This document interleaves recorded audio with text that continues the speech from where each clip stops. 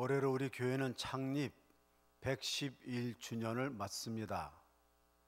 창립 111주년을 맞으면서 가정에서 지내고 계신 여러분에게 제안을 하나 드립니다.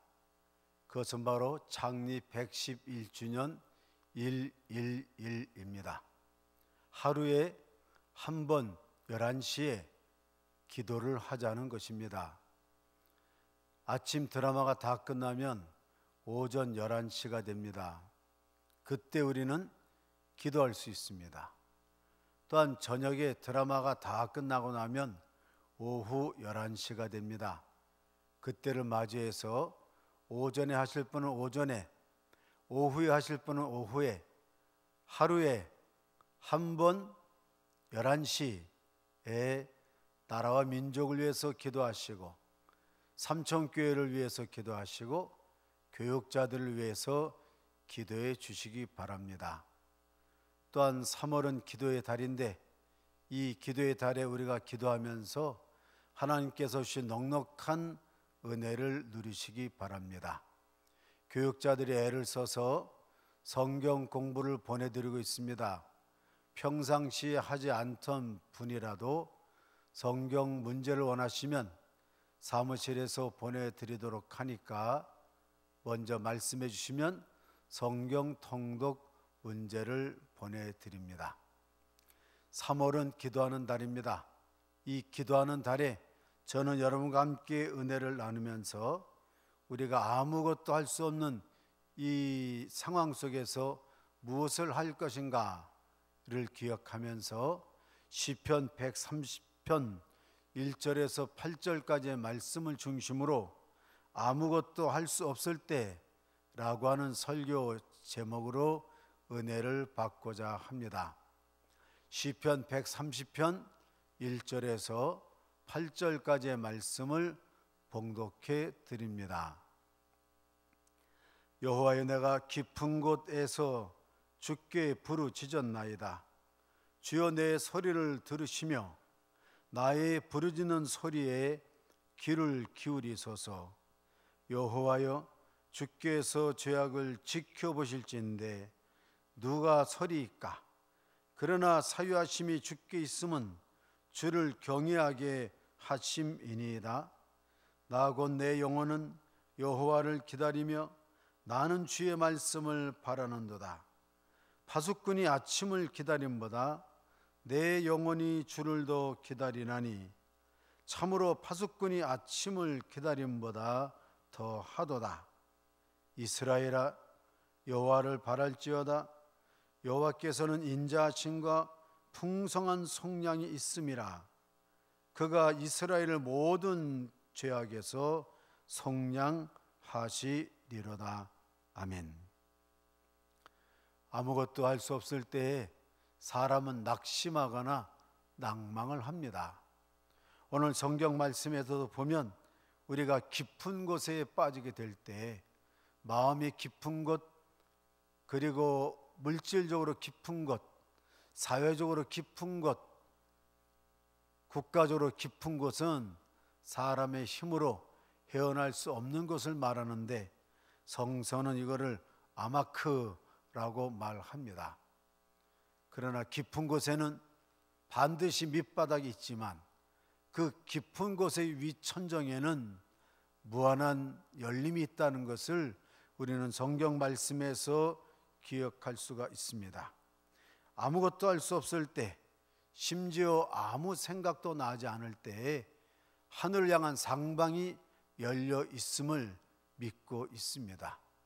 따라서 우리는 첫째로 성령의 도우심으로 화살 기도를 할 수 있습니다. 성서에서 보면 화살 기도를 제일 잘한 사람은 느헤미야입니다. 느헤미야는 우리보다 더 어려운 시대를 살아가면서 그도 다른 사람들과 마찬가지로 낙심하고 있었습니다. 고향에 다녀온 사람들이 예루살렘의 황폐한 모습을 전했을 때 그는 낙심하였습니다. 그의 안색에 수심이 가득했을 때에 오늘날 황제 앞에서 시종을 드릴 때 황제인 아닥사스다 황제는 느헤미야에게 그렇게 물어봅니다. 느헤미야야, 내 안색이 수심이 가득하였구나. 무슨 일이 있는 건 아니냐? 내가 도와줄 일이 없느냐? 라고 황제가 감히 신학 가운데 하나인 느헤미야에게 물어봤을 때에 그는 화살 기도를 하였던 것입니다. 화살 기도는 어느 때 하는 것입니까? 화살이라는 말처럼 쏜살같이 순식간에 하는 기도를 화살 기도라고 합니다. 우리는 방 안에서, 집 안에서, 버스 안에서, 지하철 속에서, 자가용 안에서 어느 데에서도 하나님을 향한 번개 같은 화살 기도를 하고 있습니다. 느헤미야의 말씀에 보면 느헤미야도 느헤미야서 1장 4절에 이렇게 기록되어 있습니다. 황제인 아닥사스다 왕이 자기에게 물어봤을 때에 그는 순간적으로 황제의 얼굴보다는 하나님의 얼굴을 향하여 마음속 고개를 들고 기도하고 있습니다. 네가 바라는 것이 무엇이냐 하고 왕께서 나에게 물으셨을 때에 나는 하늘의 하나님께 기도드렸다. 오늘 함께 하신 성도 여러분, 눈앞에 누가 계십니까? 코로나19가 있습니까? 아니면 어려운 경제적 상황이 있습니까? 아니면 질병으로 투쟁하고 고통받는 사람이 있습니까? 그 면전에서 하나님의 얼굴을 보는 은혜가 있으시기 바랍니다. 우리가 할 수 있는 것이 아니고 성령의 도우심으로 우리는 언제 어디서나 어떤 형편에서든지 느헤미야처럼 그 사람 그 환경을 대신해서 하나님의 면전에 화살 기도를 드릴 수가 있는 것입니다. 화살 기도 꼭 기억하시고 순간적으로 누가 앞에 있든지 어떤 상황이 앞에 있든지 간에 화살 기도를 통하여 하나님께 응답 받으실 줄로 믿습니다. 두 번째, 우리는 성령의 도우심으로 낙타 기도를 할 수 있습니다. 낙타는 중동이나 동남아시아에 가면 볼 수 있는 동물 가운데 하나입니다. 낙타는 꼭 사람을 태울 때 무릎을 꿇게 되지요. 해서 낙타 기도라고 할 때는 철저한 순종하는 기도를 낙타 기도라 이렇게 말합니다. 성서에서 제일 많이 낙타 기도를 한 사람 가운데 하나는 바로 우리가 잘 아는 요셉입니다.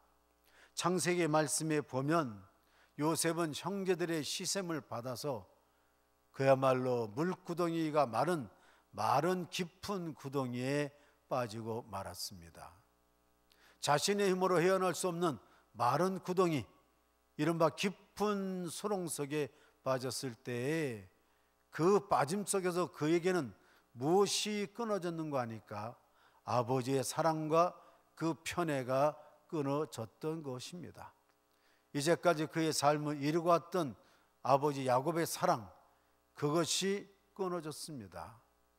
그 끊어졌을 때에 요셉은 그때야 비로소 무릎을 꿇고 하나님을 향하여 낙타 기도를 드립니다.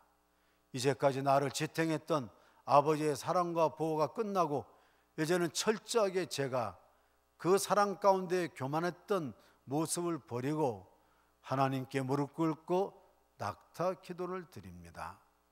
그러나 이것이 끝은 아니었습니다. 17세 요셉은 30세에 바로 앞에 총리 대신으로 서기까지 20년 동안 수없이 많은 사람의 배신과 모함과 고생을 하였습니다. 젊은이로서의 20년의 세월을 고생한다고 하는 것, 그는 그 고생 속에서 자신의 젊음에 방탕에 빠질 수도 있고 하나님이 정말 나한테 이러실 수가 있는가 라고 할 수도 있었겠지만 그때도 끓어오르는 젊은 성정을 버리고 그때마다 무릎을 꿇으면서 하나님께 기도했던 것입니다. 철저하게 솟아오는 자기의 17세의 젊은이의 열정, 야망, 그리고 반항, 그런 것까지도 모두 무릎을 꿇으면서 그럼에도 불구하고 요셉은 하나님께 간구하였고 그 철저한 낙타 기도, 낙타 무릎을 통하여 하나님께 간구했을 때에 하나님은 이 낙타 무릎의 기도의 달인이었던 요셉을 들어서 애굽의 바로가 지명하는 사브낫 바네아가 되어 애굽의 모든 사람들을 살릴 뿐만 아니라 이스라엘의 가족도 살릴 수가 있었던 것입니다. 성도 여러분, 낙타 기도입니다. 지금도 누구의 사랑을 받으면서 교만하게 거만하게 세상을 내 마음대로 살아갈 수가 있겠습니다. 지금도 온갖 어려움 속에서 내 젊음을 발산할 수도 있고 반항할 수도 있고 하나님이 나한테 왜 이러시는가 할 수도 있겠습니다. 그러나 무릎을 꿇기 전까지는, 낙타기도 하기 전까지는 하나님이 응답하지 않습니다. 많은 것이 있다 할지라도 두 번째의 기도, 내 힘으로 할 수 없지만 성령의 도우심으로 낙타 기도의 승리를 이루시기 바랍니다. 세 번째로, 우리가 아무것도 할 수 없을 때에 할 수 있는 기도는 바로 성령의 도우심으로 하는 독수리 기도인 것입니다. 독수리는 참새와는 다르지요. 제비와는 다르지요. 보통 날개 있는 새들은 기껏 날아야 몇천 미터 안팎입니다. 그러나 독수리는 10,000m 이상도 나른다고 하지요. 많은 기도가 있습니다마는 독수리 기도는 사람으로서는 할 수 없는 하나님께서 시키시는 기도인 것입니다. 이 독수리 기도를 제일 잘했던 사람 가운데 하나는 바로 욥입니다. 욥은 그의 욥기 23장에서 아무런 연유 없이 괴로움을 당하고 친구들도 자기를 배신자라고 말하고 여러 가지 조롱을 하고 실문을 할 때에 그는 독수리 기도를 하고 있습니다. 그 독수리의 기도의 내용은 바로 이러한 것입니다. 그러나 내가 가는 길을 그가 아시나니 그가 나를 단련하신 후에는 내가 순금같이 나오리라.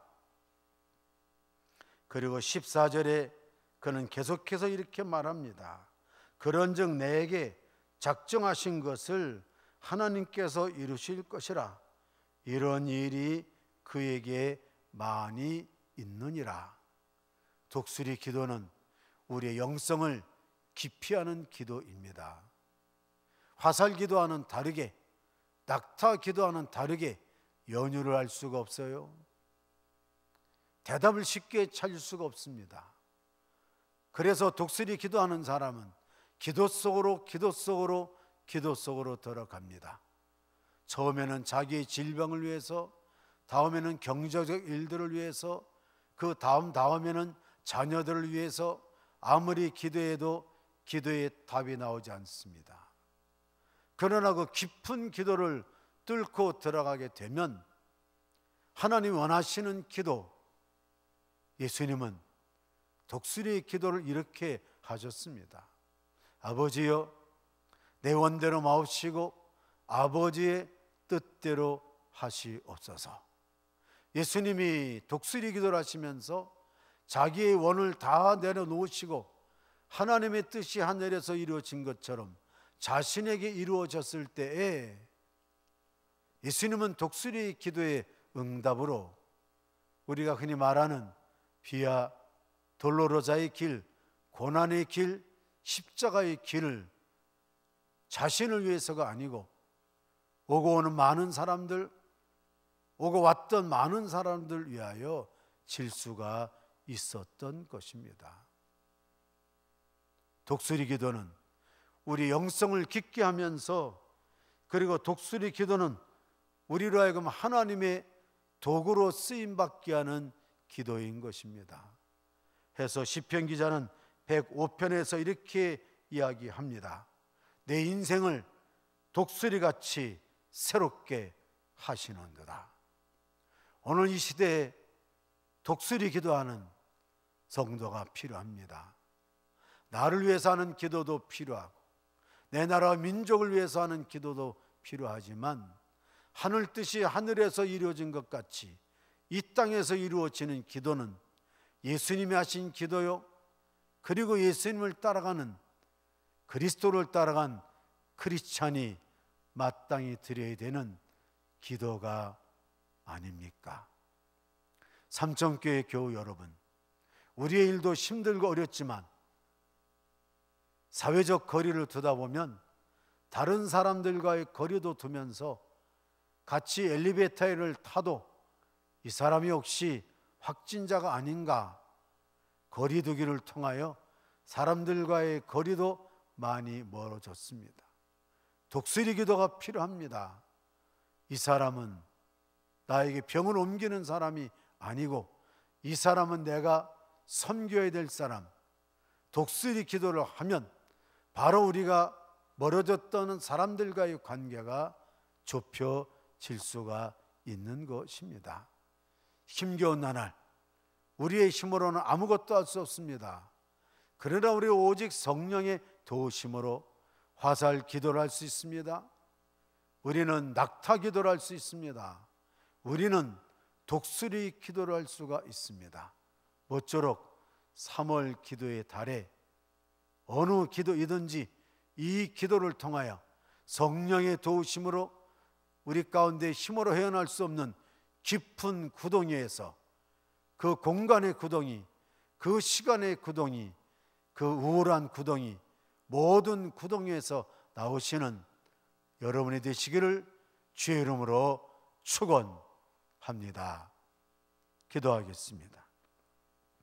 하나님 아버지, 아무것도 할 수 없습니다.